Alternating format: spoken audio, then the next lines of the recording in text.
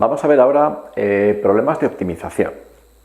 Lo primero es identificar qué sería un problema de optimización, aunque con la práctica, en cuanto que hagáis unos cuantos, va a ser muy sencillo que veáis un texto y sepáis que es de este tipo.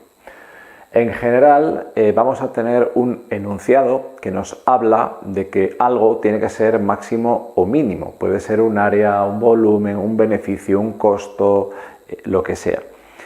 Entonces, a partir de ahí, de ese enunciado, nosotros tendremos que hacer una serie de pasos.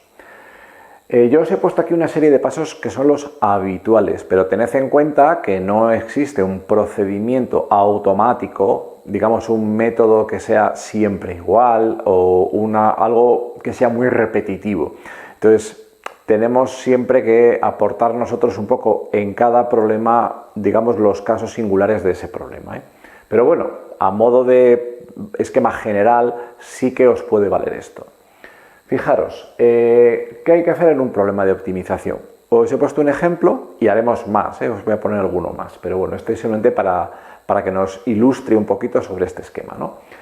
Lo primero sería identificar la función que ha de ser máxima o mínima en ese problema. En casi todos los problemas os dirán algo que tiene que ser máximo o mínimo. Normalmente puede ser que realmente exista una frase en ese enunciado literal. Calcula un triángulo de área máxima, calcula una figura de perímetro mínimo, calcula el volumen máximo, calcula el beneficio. Bien, si eso es literal, pues mejor que mejor, está clarísimo, ¿no?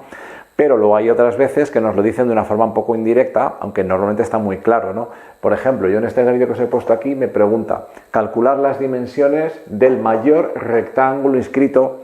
Vale, no me lo dicen literalmente, pero se entiende que el mayor rectángulo se entiende que es una figura plana y por tanto es lo mismo que decir el que tiene mayor área, aunque no me lo digan literalmente, ¿vale?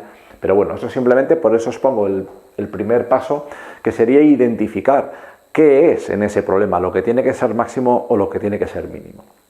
A continuación, que parece lo mismo pero no lo es identificar la fórmula de esa función. Es decir, imaginad que en un ejercicio yo he determinado que lo que tiene que ser máximo es un área. Perfecto. ¿Ese área será de qué? De un círculo, de un triángulo, de un cuadrado, etc.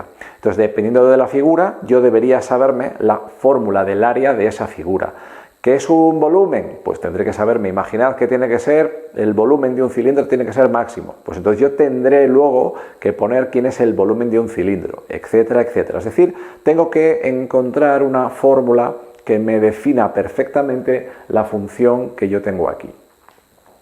Generalmente, cuando yo encuentre esa fórmula, suele depender de dos variables en este caso, ¿vale? Puede ser, imaginad, pues en el caso de un rectángulo, por ejemplo, pues la base y la altura son dos variables, la puedo llamar x, y o b y h, pero son dos variables. Si fuera, por ejemplo, un cilindro, pues tendría el radio de la base y la altura, etc. De tal manera que, así como norma genérica, suelen tener dos variables. Tened en cuenta que, insisto, todos estos pasos son genéricos. Puede haber ejercicios en los que algunos de los pasos podamos saltárnoslo. Ahora os lo explico, ¿no? Una vez que yo tengo la función y tengo dos variables, pues siempre me van a dar algún dato en el ejercicio que me va a permitir relacionar esas dos variables. Si es un cilindro que es radio y altura, por ejemplo, pues podré de alguna manera, me darán algún dato de su volumen, de su área, de su perímetro, lo que sea, para poder relacionarlo. Si es un cuadrado, un perímetro, lo que sea, siempre voy a poder relacionarlo. Me van a dar un dato numérico, que eso lo vamos a ver rápidamente.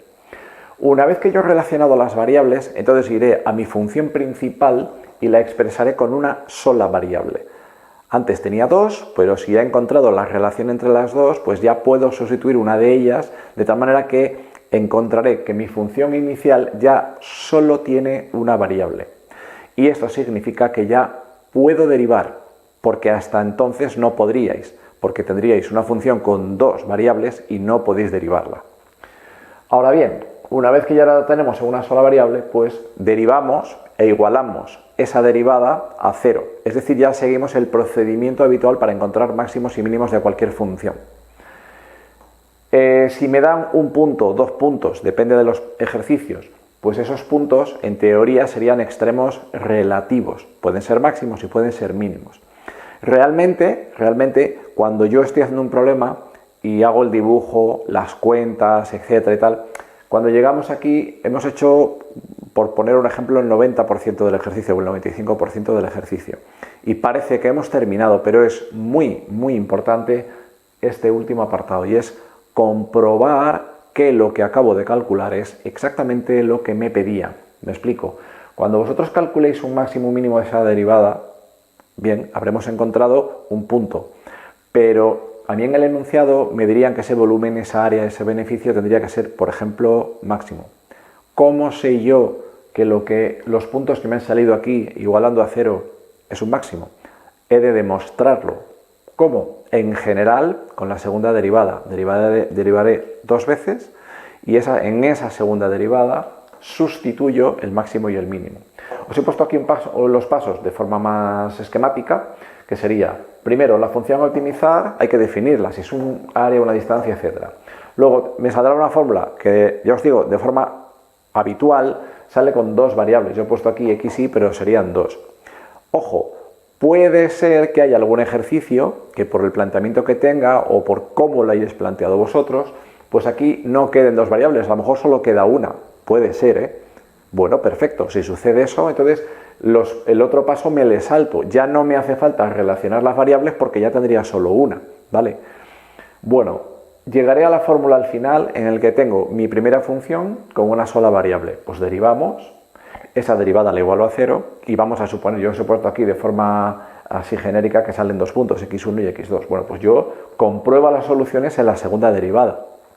Entonces, calculo la segunda de x y sustituyo, pues depende si es un punto o son 2 puntos. Entonces, ¿que sustituyo y me da mayor que 0 en la segunda derivada? Pues entonces eso significaba que en este punto hay un mínimo. Y si es menor que 0, en este punto hay un máximo. Es tan sencillo como esto, ¿no? Bueno, este ya os digo que es un esquema así como muy habitual. Vamos a hacer un ejercicio para que quede más claro y vamos a leer el enunciado. Me dicen que tengo que calcular las dimensiones del mayor rectángulo inscrito en un triángulo isósceles de 10 metros de base y 15 metros de altura. Bueno, no os voy a negar que aquí en muchos de estos ejercicios el dibujo es muy importante. Primero, para entender lo que tengo que hacer, para identificar bien los datos y para establecer las relaciones que necesito entre las variables. Y no se os olvide que cuando yo algo le llamo x o le llamo y o le llamo base o le llamo b, como sea, digamos que tengo que dejar claro a qué estoy llamando yo x, y, etc. Y la verdad es que normalmente lo más claro es un dibujo. Entonces, yo aquí os he dibujado un triángulo que he considerado isósceles. He puesto los datos que son, la base son 10 metros, la altura son 15. Y ahora fijaros, se supone que dentro tengo un rectángulo inscrito, ¿vale? Imaginad el triángulo verde que está inscrito ahí dentro de ese rectángulo. Me piden cuál es ese rectángulo para lo mayor posible, digamos. En este caso ya os digo que sería en principio el área. Entonces vamos a darle base y altura a ese triángulo, vamos a llamarle, yo le llamo por ejemplo a la mitad del triángulo x y a toda la altura y. Podríais haber llamado perfectamente, si queréis, a toda la base x, digamos que el problema sale igual. La única diferencia sería que, fijaros, en la función área del rectángulo ya la tengo identificada, el área del rectángulo es base por altura. Yo le he dado las incógnitas a la base y a la altura y las he llamado de esta manera, a esto x y a esto y. Pero claro, fijaros, la base del rectángulo no es x, porque yo he llamado x a la mitad, sería 2x, con lo cual he puesto aquí 2x como base y la y como altura. ¿Que a alguien se le ocurre llamar x a todo? Bueno, pues entonces aquí, en vez de 2x, sería x, claro. Estaría bien igual, os va a salir el ejercicio también, ¿eh? Bueno, ahora, por semejanza, yo ahora tengo que relacionar la x y la y. ¿Cómo? Bueno, pues en este caso hay más formas de hacerlo, pero en este caso yo lo he hecho por semejanza porque me parece lo más sencillo. Entonces, fijémonos en la mitad de la figura, ¿no? Tengo un triángulo y se me forman aquí, digamos, varios triángulos que son semejantes todos. Entonces, si cojo el triángulo grande, el ABC, y hago altura partido por base, es decir, 15 partido por 5, ojo, porque es la mitad de 10, ¿vale? Tendría que ser igual a podéis coger este triángulo chiquitito que tenemos aquí o este que tenemos aquí. Yo he cogido este, por ejemplo. Entonces tendría que hacer la altura también de ese triángulo, que sería la y, partido por su base, que sería 5 menos x. ¿Dais cuenta, no? Entonces sería y partido 5 menos x. Entonces establezco esa relación. Insisto que se puede hacer de otras maneras, que son válidas también. Y ahora simplemente, de aquí despejáis, os queda que 15 menos 3x es igual a y. Esta es la relación que yo buscaba entre la x y la y. Porque ahora esta y la puedo sustituir en la función que yo buscaba, que era la a, y en esta y voy a poner 15 menos 3x. Con lo cual ya tengo una expresión en función de una única variable, en este caso x, que ya puedo derivar. Yo hago la derivada. Bueno, se supone que ya sabéis derivar. Esto lo voy a hacer un poco más esquemático. De tal manera que la derivada me queda a' 30 menos 12x. A continuación ya aplico procedimiento normal de máximos y mínimos, que es la primera derivada igualarla a 0. Y por tanto, fijaros que aquí me va a salir 5 medios, o 2,5, como queráis. Cuidado, yo os he puesto aquí que no se os olvide que las x y las y, o las variables que hayáis puesto ahora en estos ejercicios, digamos que tienen significado, y es importante. Pueden ser euros, pueden ser metros cuadrados, entonces, o litros, o lo que sea. Entonces, no perdáis de vista que tienen unidades y tiene su importancia. Entonces, estos son metros. A continuación, esos 5 medios, o esos 2,5 metros de la x, realmente van a ser, digamos, metros que se corresponden con el área máxima o con la mínima. Porque a mí me pedían la máxima. Yo tengo que demostrar que para este valor de x se cumple lo que me pedían, y es que el área del rectángulo es máxima, no mínima, ojo. Entonces, hago la segunda derivada, en este caso me queda muy sencilla porque la derivada de 30 es 0 y de menos 12x pues es menos 12. Es decir, habrá algunos ejercicios en los que la derivada segunda os pueda quedar una constante, que no depende de la variable. De tal manera que si yo sustituyo 5 medios aquí, como no hay x, pues siempre vale menos 12. Entonces, menos 12 es menor que 0, y por tanto, cuando es menor implica lo contrario, que hay un máximo. Entonces yo sé que para x igual a 5 medios, pues entonces el área es máxima, que es justo lo que me pedían.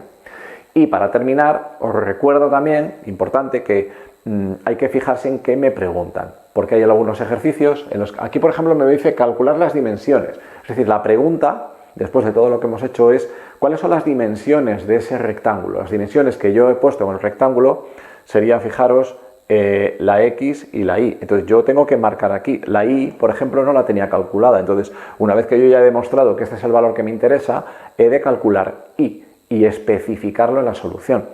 Porque si no, aunque esté todo bien, si yo dejo esto así y no calculo la y, me pueden quitar puntos en el ejercicio porque no he contestado a lo que me preguntaban. De hecho, hay algunos ejercicios en los que, por ejemplo, me podrían haber preguntado cuál es el área máxima. Si me preguntan cuál es el área máxima, ni siquiera estaría contestado así, porque tendría que coger la función área y aquí, al final del ejercicio, sustituir la x y la y que me han salido, que he obtenido. Entonces, no solamente hay que saberse el procedimiento, es importante, insisto, hacer el dibujo de una manera un poco decente, indicando bien todos los datos, las incógnitas y tal, sino que es que además, ojo con lo que me preguntan, porque muchas veces en estos ejercicios estoy acostumbrado a practicar, hago en casa ejercicios y luego, pues a lo mejor se me escapa realmente lo que me han preguntado. Calculo la x o la y o la h, pero no lo que me han preguntado y eso nos quita puntos. Y es una pena, un ejercicio interesante que sabemos hacer todo el método, todo el procedimiento, perder ahí algún punto por algo que era una tontería calcular, ¿vale?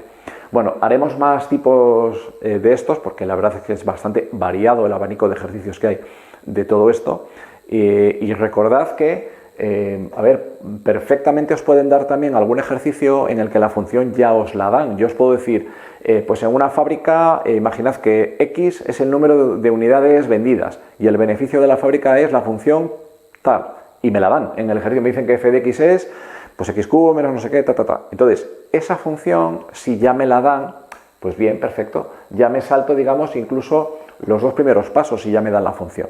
Lo que pasa es que en general es más normal que los ejercicios sean de este tipo, de aplicar, digamos, situaciones geométricas, etc. Bueno, haremos más, espero que os haya entendido y recordad eso sí que tenéis que practicar por vuestra cuenta.